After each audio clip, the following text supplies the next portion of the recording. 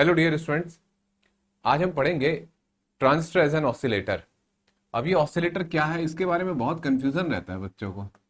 और एक दो बार बच्चों कुछ ऐसे एग्जाम में क्वेश्चन आए प्रीवियस ईयर में, जेई मेन में, कि मतलब जब तक आपको कंप्लीट नॉलेज ना हो तो क्वेश्चन बनते नहीं है।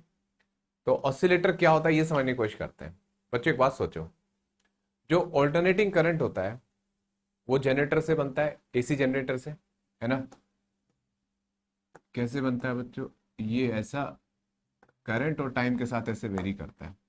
इसकी फ्रीक्वेंसी क्या हो सकती है बच्चों? 50 हर्ट्स, 20 हर्ट्स, है ना, 60 हर्ट्स, ऐसी कोई वैल्यू हो सकती है। मैं आपसे कह रहा हूं कि मुझे 20 मेगा हर्ट्स का एसी जनरेटर का सोर्स बनाओ। तो ये फ्रीक्वेंसी जो होती है वो कॉइल के घूमने की फ्रीक्वेंसी होती है। तो क्या इस बहुत बड़ी फ्रीक्वेंसी जैसी इतनी हाई फ्रीक्वेंसी से कॉइल को रोटेट कर दोगे आप? नहीं ना।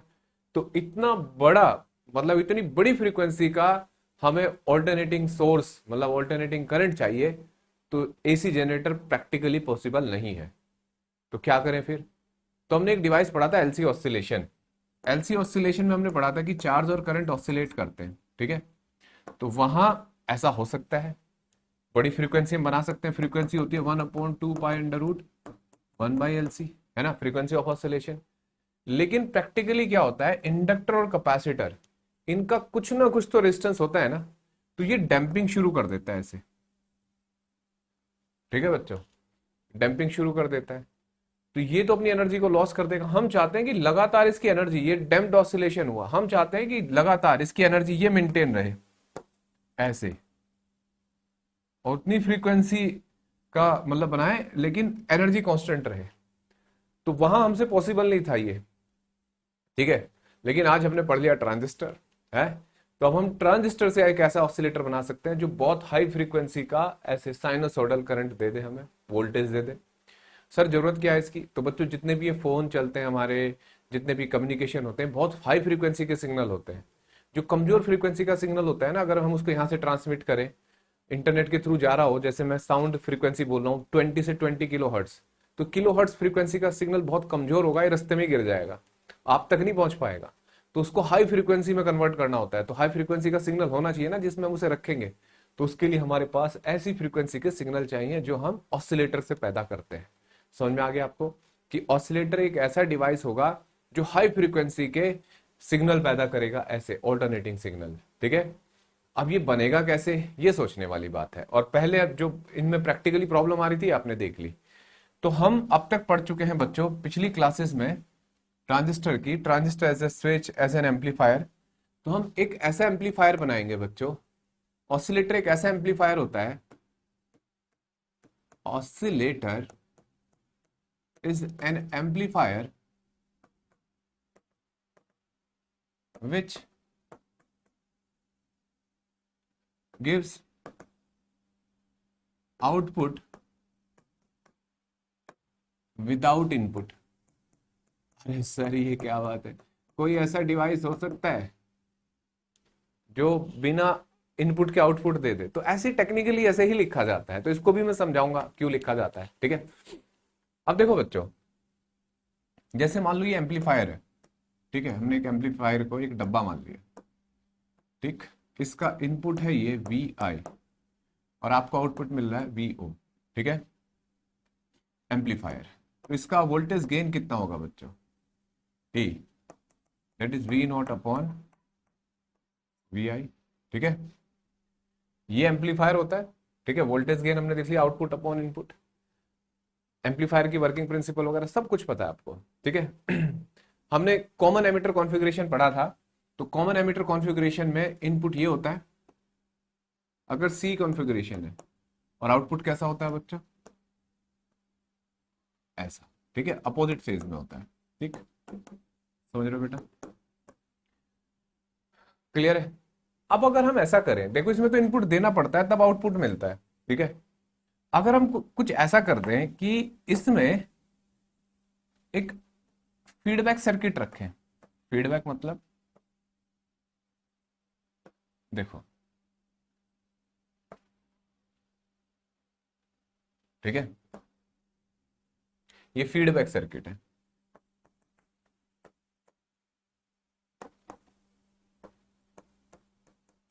Feedback circuit. फीडबैक सर्किट क्या करता है, जो आउटपुट मिला ना उसका कुछ हिस्सा यहां से अंदर भेजेगा इसमें, ठीक है। इससे क्या होगा, इनपुट की जरूरत ही नहीं पड़ेगी आपको, समझ रहे हो। अब यही इनपुट हो गया, मतलब अगर मैं इसको हटा दूं, अब ये हटा दिया, अब यही इनपुट हो गया, ये आउटपुट है, ये इसे इनपुट दे दिया जाएगा और ये वर्क आउटपुट देगा आपको। अब इस आउटपुट का कुछ हिस्सा यहां से भेज दिया जाएगा और इससे लगातार आपको आउटपुट भी मिलता रहेगा और ये वर्क करेगा। अब क्वेश्चन है सर ऐसे कैसे, आउटपुट मिल रहा है इनपुट आपने दिया ही नहीं, ये कौन सी बात है बेटा। इस एम्पलीफायर के अंदर अपनी बाइसिंग बैटरी होती है ना, होती है ना, वो बाइसिंग बैटरी इसको मेंटेन करेंगी, इस साइकिल को।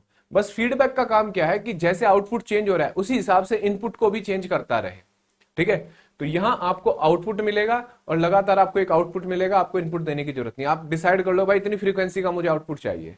मतलब ऑसिलेटर ऐसा डिवाइस होता है, जैसे आपको चाहिए भाई मुझे 50 मेगा हर्ट्ज का सिग्नल चाहिए एक लगातार, ऐसा ऑन किया ये अपने आप ये काम शुरू कर दे। तो इसका मतलब क्या हो रहा होगा, इसके अंदर कॉमन सेंस लगाना है। देखो सबसे मोटा, इसके अंदर जो डीसी वोल्टेज है ना एक्चुअल में वो एसी में कन्वर्ट हो रहा है ना भाई। डीसी इसके अंदर तो बैटरी होती है ना, एम्पलीफायर के अंदर हम बाइसिंग बैटरी लगाते हैं, वो एसी में कन्वर्ट कर रहे हैं। मतलब एक्चुअल में इसके अंदर क्या होता है बच्चों, ये डीसी से एसी कन्वर्ट करने वाला डिवाइस है, आप ये कह सकते हो। जैसे रेक्टिफायर क्या करता है, एसी को डीसी में कन्वर्ट करता है, तो कहीं ना कहीं ये डीसी को एसी में कन्वर्ट कर रहा है, ठीक है। लेकिन कौन से एसी में, बहुत हाई फ्रीक्वेंसी के एसी में कन्वर्ट करने के लिए यूज किया जाता है इसको, ठीक है, समझाया। और ये फीडबैक सर्किट है, इस फीडबैक सर्किट से आउटपुट मिलेगा। अब ये सर फीडबैक कैसे काम करता होगा, तो थोड़ा सा ये फीडबैक वाला कंसेप्ट समझते हैं, कुछ फॉर्मूला डिराइव कर लेते हैं, फिर उसके बाद वर्किंग प्रिंसिपल समझेंगे कि फीडबैक कैसे आता है। जैसे देखो, मान लो बच्चों ये जो मैंने अभी डायग्राम बनाया था उसी को दोबारा बना रहा हूं, ये आउटपुट और ये इनपुट, ठीक है, ये ए, तो voltage gain V equal to V naught upon V I, और ये बच्चों वोल्टेज गेन है विदाउट फीडबैक, है ना, कोई फीडबैक नहीं है तो हम पढ़ चुके हैं, विदाउट फीडबैक, इसमें कोई फीडबैक नहीं है, ठीक है। अब हमने क्या काम किया बच्चों, ध्यान से देखना, जैसे ये V नॉट है, हमने यहां से इनपुट लिया, ये फीडबैक सर्किट है, ये इसमें भेज दिया, और बच्चों ये इसमें भेज दिया, ठीक है। थोड़ा सही से लगा बना देते हैं इसको,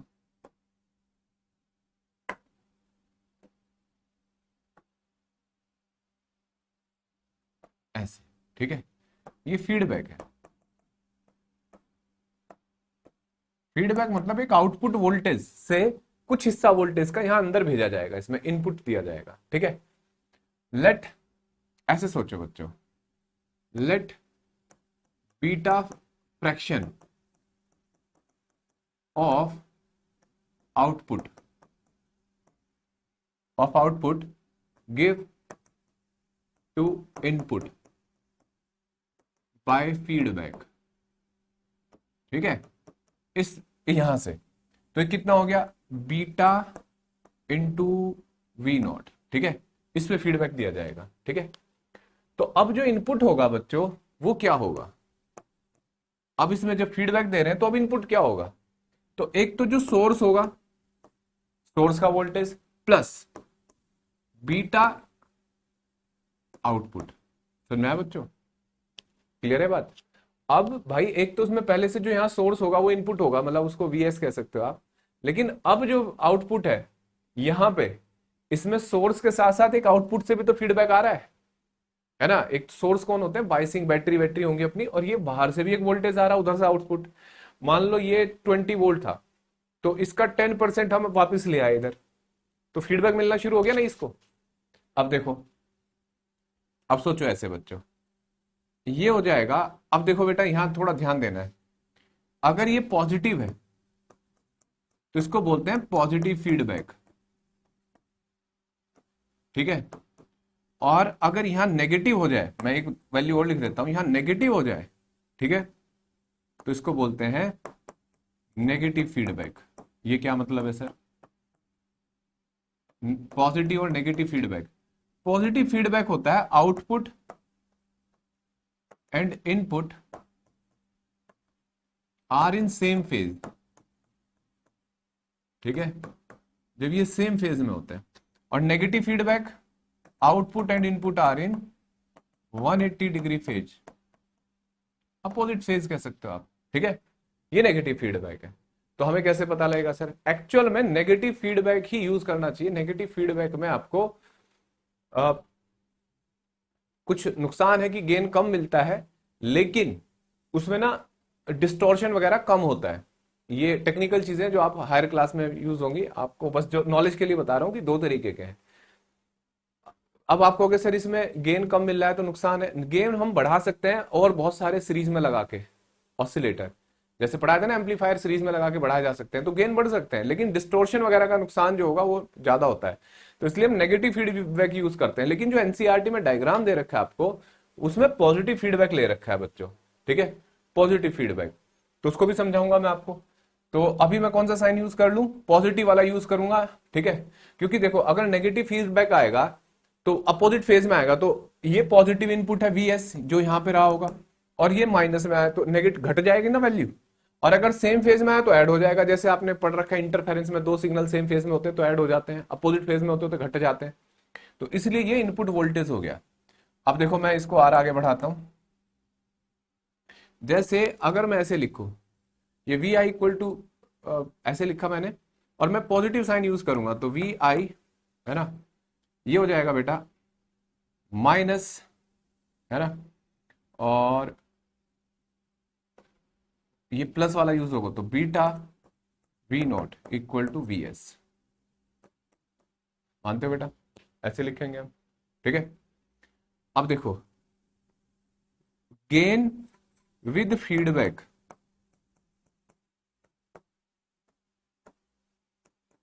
और कौन सा, हमने कौन सा फीडबैक यूज करा है? Positive feedback. थोड़ा बड़ा लिख देता हूं मैं, गेन विद पॉजिटिव फीडबैक, ठीक है बेटा। तो देखो क्या लिखा जाएगा, A F and that is equal to output voltage upon V S, source का वोल्टेज, ठीक है। अब क्लियर है इतनी बात? अब आउटपुट वोल्टेज लिखा मैंने ऐसे, और सोर्स का वोल्टेज कितना होगा बेटा ये, क्योंकि इस टाइम तो हमने तो सोर्स ही दिया था ना, इनपुट जो भी दिया था, ठीक है। अब ये तो फीडबैक से आया है, अब कितना हो जाएगा, V I minus beta V not, ठीक है, इक्वल टू, अब देखो मैं वी नोट से डिवाइड करने जा रहा हूं बच्चों, ठीक है।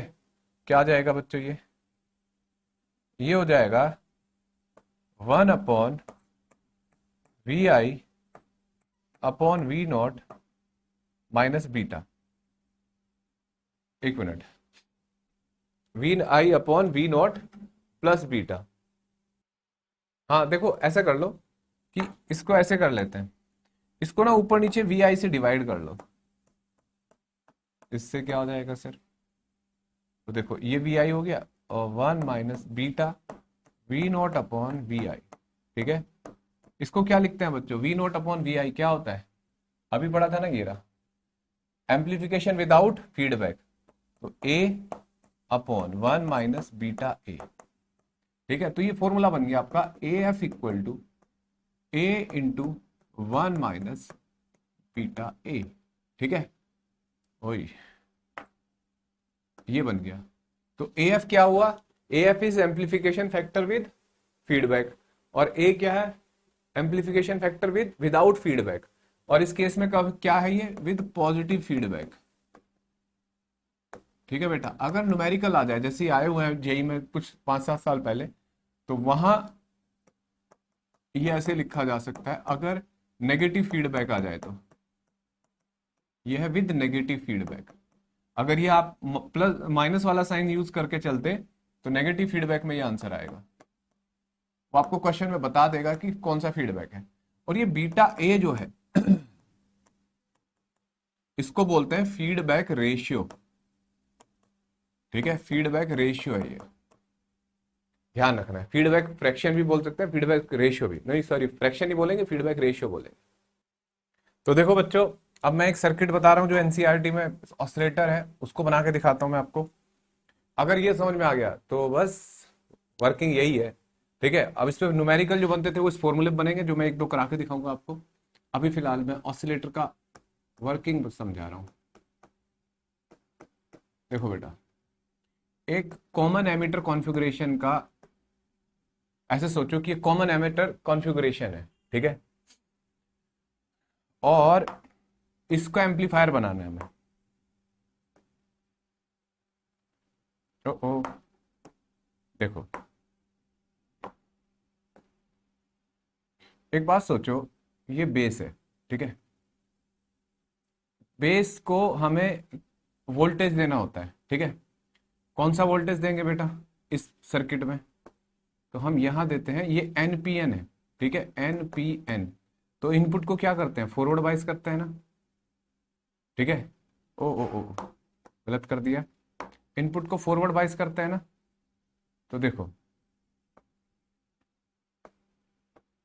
ये ऐसे, लेकिन इसको यहां से लेके आ रहे हैं बच्चे इधर से। सर ऐसा क्यों कर रहे हैं? देखो, कारण है कुछ। अब कलेक्टर, इसको एन पे पॉजिटिव लगाना है तो ऐसे एक स्विच लगा दिया, और बच्चे यहां हम एक एलसी ऑसिलेशन बनाने जा रहे हैं,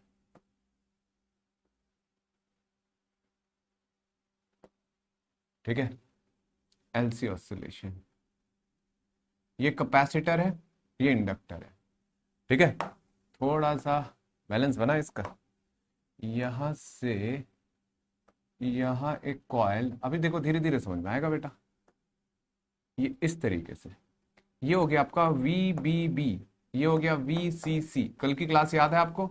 ये स्विच है, ये एल और ये सी, ठीक है। और बच्चों ये कोई दूसरा इंडक्टर मान लेते हैं, एल डैश, ठीक। अब इनको क्या कर रहे हैं बच्चों, हम इनके बीच में म्यूचुअल इंडक्टेंस करेंगे, मतलब कुछ ऐसा करेंगे कि इसका फ्लक्स इसके साथ लिंक हो जाए, ठीक है। तो इसके आमने सामने लाएंगे, कुछ भी, मतलब म्यूचुअल इंडक्टेंस कराना है इन दोनों के बीच में, और यहां से आपको आउटपुट भी मिलना है, ठीक है। ये आउटपुट मिलेगा आपको, कौन सा आउटपुट था जो हमने पढ़ा था अभी, वी नॉट, ठीक है, वी नॉट मिलेगा हमें यहां से। अब देखो बच्चों, क्या तुमने यहां कहीं दिख रहा है कि इनपुट कोई साइनसोइडल सर्किट दिख रहा है? नहीं। तो यहां ये जो बैटरी है, यही डीसी आपका कन्वर्ट होकर आपको आउटपुट एसी में मिलेगा। कैसे सर? देखो बच्चों, ये जो पार्ट है ये वाला, इसको बोलते हैं टैंक सर्किट, ठीक है, टैंक सर्किट और फीडबैक सर्किट, यही फीडबैक देता है। देखो, ये आउटपुट पे लगा है ना, यहाँ कलेक्टर करंट है ना, आईसी ऐसे जाएगा, यहाँ से आईबी आएगा, तो आईसी यहाँ से फीडबैक इस कॉइल में जाएगा, और फिर आपको ये लगातार आउटपुट देगा, ठीक है। अभी देखो समझाता हूं मैं कैसे वर्क करेगा। पहले मैं आईसी के बारे में बता देता हूँ कि आईसी ग्राफ ऐसा होगा, करंट कुछ ऐसे, ठीक है, और इसको ऐसे मान लेते हैं जैसे एनसीईआरटी ने समझाया, बिल्कुल ऐसे ही लिख लेते हैं हम, एक्स वाई जेड, ठीक है। तो बच्चों ऐसे हम यहाँ पे लिख रहे हैं, Z dash, Y dash, X dash, ठीक है। और ये क्या होगा बच्चों, आई ई, ठीक है, ऐसे। देखो, समझना बात को, जैसे हम इस सर्किट को ऑन करेंगे बच्चों, ठीक है, तो कॉमन सेंस की बात है कि एलसी ऑसिलेशन शुरू होगा, और ये कैपेसिटर चार्ज होना शुरू हो जाएगा, और थोड़ी देर के लिए करंट बढ़ेगा, इसमें बढ़ता ही है जब इंडक्टर को लगाते हैं। और ये चार्ज, एक कैपेसिटर चार्ज हो जाए एल के साथ तो ऑसिलेट करना शुरू कर देता है वो। तो हम उसके थोड़े से साइकिल तक जा रहे हैं, जब इसमें करंट बढ़ेगा, तो करंट मान लो आईसी यहां से वाई, एक्स से वाई बढ़ा, ठीक है, बढ़ा। तो जब ये करंट बढ़ेगा बच्चों, तो यहां पे इसमें भी ईएमएफ इंड्यूस होगा, क्योंकि म्यूचुअल इंडक्शन है। इसमें बोला गया है कि ये विद पॉजिटिव फीडबैक है। अब देखो ये कितनी गहरी बात है, थोड़ा ध्यान से सुनना। विद पॉजिटिव फीडबैक हमने रख रखा है, ओ ओ विद पॉजिटिव फीडबैक, फीडबैक देखो बेटा, पॉजिटिव फीडबैक होता है कि अब इसमें कैसे फीडबैक पॉजिटिव है, तो देखो जब कॉमन एमिटर होता है तो कॉमन एमिटर का आउटपुट हमेशा 180 डिग्री फेज शिफ्ट आता है, ठीक है, आता है। तो इसका जो आउटपुट होगा और इनपुट होगा उसमें 180 डिग्री फेज शिफ्ट तो होना है। लेकिन यहां इस कॉइल और इस कॉइल में म्यूचुअल इंडक्शन है, म्यूचुअल इंडक्शन होता है बिल्कुल अपोज करता है, चेंज के होने का अपोज। तो ये कॉइल का और इस कॉइल का फ्लक्स 180 डिग्री हो जाएगा, तो 180 डिग्री प्लस 180 डिग्री 360 डिग्री यानी कि सेम फेज में आ जाएगा। तो इसलिए इसको पॉजिटिव फीडबैक बोलते हैं। इसको ध्यान से सुना, पॉजिटिव फीडबैक सर्किट है ये एम्पलीफायर में, इस ऑसिलेटर के अंदर। कैसे? कॉमन एमिटर में 180 डिग्री फेज शिफ्ट होता है ना, इनपुट और आउटपुट में पिछली क्लास में बताया था, और एक फेज डिफरेंस 180 डिग्री का आएगा इन दो के बीच में, इन दो कॉइल के बीच में। क्यों सर? क्योंकि हमेशा इंडक्शन में क्या होता है, जैसे ट्रांसफॉर्मर में बताया था, प्राइमरी और सेकेंडरी में 180 डिग्री का फेज शिफ्ट होता है ना, बिल्कुल यही बात यहाँ है, ठीक है। तो 180 प्लस 180 360, 360 का मतलब सेम फेज में आ जाना। अब देखो बच्चों, और मतलब ये फीडबैक यहाँ बहुत बड़ा मैटर नहीं है, अब इसको समझो। जैसे ही करंट बढ़ना शुरू होगा यहां से लेके यहां तक, तो इसमें करंट बढ़ेगा, ये फ्लक्स यहां से लिंक करेगा, तो ये भी बढ़ना शुरू होगा, तो आई बी को बढ़ाएगा, तो इसकी फॉरवर्ड बाइसिंग बढ़ाएगा। फॉरवर्ड बाइसिंग बढ़ेगी तो एमिटर करंट क्या होगा? बढ़ेगा। तो देखो एमिटर करंट बढ़ रहा है, लेकिन एक टाइम पे बच्चों ये धीरे धीरे इंडक्टर के क्रॉस करंट कांस्टेंट होना शुरू हो जाएगा, तो ये जो मैग्नेटिक फ्लक्स है ये चेंज होना शुरू हो जाएगा और यहाँ पे करंट बंद हो जाएगा। तो देखो ये कांस्टेंट है, तो आईसी कांस्टेंट हो गया, तो आई भी कांस्टेंट। और उसके बाद फिर ये करंट ड्रॉप करना शुरू करेगा तो करंट ड्रॉप करना शुरू करेगा, तो देखो ये ड्रॉप कर रहा है क्योंकि एलसी ऑसिलेशन है ना, जब इंडक्टर पे एनर्जी आए इंडक्टर वापस करेगा एनर्जी को कैपेसिटर को। तो यहां पे भी जब फ्लक्स कम होगा तो यहां पे फ्लक्स कम होगा, इसका मतलब यहां से फीडबैक गया इसमें। तो जब कलेक्टर करंट रिड्यूस होगा तो बेस करंट भी रिड्यूस हुआ, और बेस करंट रिड्यूस हुआ तो इसकी फॉरवर्ड बाइसिंग कम हुई, इसका मतलब एमिटर करंट ड्रॉप हो जाएगा, तो एमिटर करंट ड्रॉप होना शुरू हो गया, और यही प्रोसेस लगातार चलता रहेगा। अब इतनी देर में फिर कैपेसिटर फुल चार्ज होकर क्या करेगा? एनर्जी ऑसिलेट कराएगा। तो ये लगातार एनर्जी ऑसिलेट हो रही है, ठीक है। यहां से फीडबैक इसमें जा रहा है और इसके थ्रू इनपुट को चेंज कर रहा है, ठीक है। तो इनपुट पे कहीं ना कहीं वेरिएबल करंट आ गया ना। अगर ये ना होती कॉयल तो यहाँ पे कांस्टेंट वोल्टेज था, कांस्टेंट करंट था। हमें चाहिए था कि इनपुट पे वेरिएबल करंट आए ताकि आउटपुट भी वेरी करता रहे। तो ये बहुत बढ़िया तरीका हुआ नहीं? तो इस तरीके से बच्चों ये एलसी ऑसिलेटर वर्क करता है, और ये जो फ्रीक्वेंसी पैदा होगी इसकी दैट विल बी 1/2π√1/LC, ठीक है। ये फ्रीक्वेंसी ऑफ दिस आउटपुट है, ये जो आउटपुट है आपका आईसी इसकी, ठीक है। और ये कौन डिसाइड करता है? ये एल और ये सी जो यहाँ इंडक्टर में लगे हुए हैं, ठीक है बेटा। ये एलसी सर्किट जिसको बोलते हैं टैंक सर्किट या फीडबैक सर्किट। अब एक न्यूमेरिकल कर लेते हैं। देखो बच्चों, जैसे हमने ये पढ़ा, मतलब इस फॉर्मूले पे क्वेश्चन करेंगे हम। जैसे हमने पढ़ा है feed voltage gain with feedback 1/A/1 plus beta A. Beta A तब होगा जब नेगेटिव फीडबैक हो, है ना। देखो beta is called feedback fraction और रेशियो, है ना, फीडबैक फ्रैक्शन और फीडबैक रेशियो।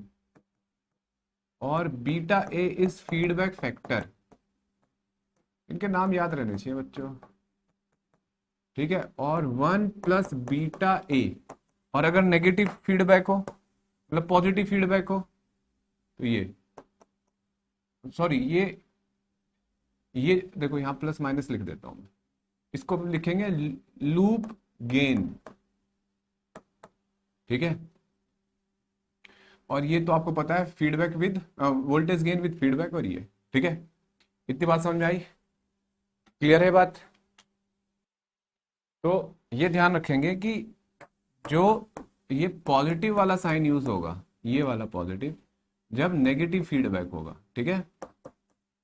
नेगेटिव फीडबैक मतलब ये उल्टा होता है इसमें, है ना। और नेगेटिव साइन कब यूज होगा? जब पॉजिटिव फीडबैक होगा, ठीक है बेटा। अब एक क्वेश्चन करें, एक क्वेश्चन करते हैं। An amplifier, an oscillator without feedback. अब कई बार ऐसे भी बोल सकता है विदाउट फीडबैक, जैसे मतलब इसकी जगह एम्पलीफायर भी बोल सकता है ऑसिलेटर की जगह। क्यों? क्योंकि एम्पलीफायर ही तो है एक्चुअल में, ये बिना फीडबैक दे दिया तो ऑसिलेटर बन गया, और नहीं फीडबैक दिया तो एम्पलीफायर है। हैव वोल्टेज गेन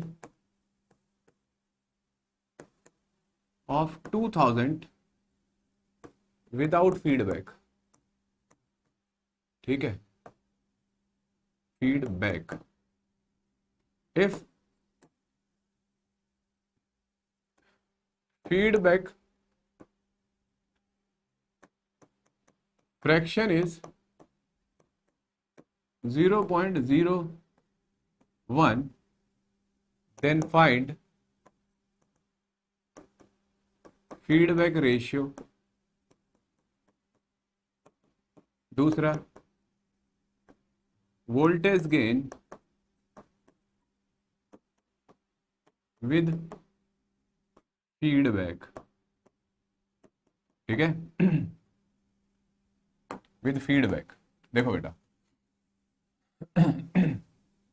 जैसे आपको ए दे रखा है और बीटा दे रखा है, ठीक है, तो पहले पार्ट का आंसर क्या होगा, बीटा इंटू ए, तो बीटा 0.01 इंटू ये क्या है बच्चों, आपको ए दे दिया ना, ये समझा रहा है, तो ये कितना हो गया 2000, तो ये हो जाएगा 1/100 इंटू 2000, कितना आ गया 20, ये बीटा ए आ गया, ठीक है, तो ये फीडबैक रेशियो है।